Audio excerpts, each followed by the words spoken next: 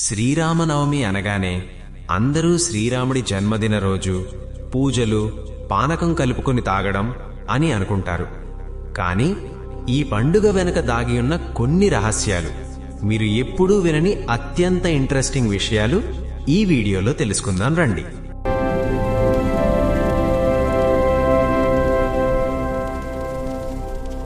అయోధ్యకు రాజు దశరథుడు. ఆయన ఎంతో శక్తివంతుడు. కాని ఒక పెద్ద సమస్య, ఆయనకు సంతానం లేదు.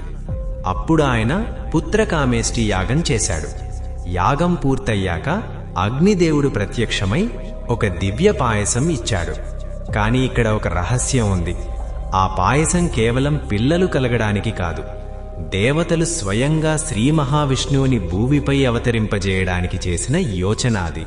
చైత్రమాసం శుక్లపక్షం నవమి తిథిన రాముడు జన్మించాడు. ఇది యాదృచ్ఛికం కాదు. ఈరోజు సూర్యుడు మేషరాశిలో అత్యంత శక్తివంతంగా ఉంటాడు. నవమి తిథి అంటే ధర్మానికి సంకేతం. అంటే రాముడు జన్మించిన క్షణం నుంచే ధర్మాన్ని స్థాపించడానికి పుట్టాడు అని అర్థం. రాముడు పుట్టినప్పుడు ప్రకృతి మొత్తం శాంతంగా మారింది. దేవతలు పుష్పవర్షం కురిపించారు. అయోధ్యలో ఎవ్వరికీ బాధ లేకుండా ఒక దివ్య ఆనందం వ్యాపించింది. కాని ఒక అసలు విషయం, ఆ రోజు రాక్షసులకు అసహనం, భయం మొదలైంది. ఎందుకంటే వారి అంతం ప్రారంభమైంది. రామనవమి పండుగ రోజు పానకం, బెల్లం నీళ్లు తాగుతాం. ఎందుకో తెలుసా?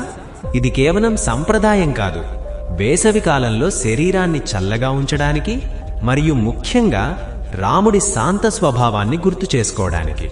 చాలా మందికి తెలియని విషయం ఏమిటంటే, శ్రీరామనవమి రోజున మనసులో ఏ కోరిక కోరుకున్నా అది ధర్మబద్ధమైనదైతే తప్పకుండా నెరవేరుతుంది అని పురాణాలు చెబుతున్నాయి. అందుకే ఈరోజు ఉపవాసం, రామనామ జపం చేస్తే ప్రత్యేక ఫలితం వస్తుంది. శ్రీరామనవమి అనేది కేవలం ఒక పండుగ కాదు, అది ధర్మం పుట్టినరోజు. ఈ వీడియో మీకు నచ్చితే జై శ్రీరామ్ అని కామెంట్లో రాయండి, లైక్ చేయండి, షేర్ చేయండి. మరిన్ని ఇలాంటి రహస్య కథల కోసం సబ్స్క్రైబ్ చేయడం మర్చిపోవద్దు. వీడియో నచ్చితే లైక్ చేయండి, మీ ఫ్రెండ్స్తో షేర్ చేయండి. ఇంకా ఇలాంటి మంచి వీడియోల కోసం మా ఛానల్ని సబ్స్క్రైబ్ అవ్వండి.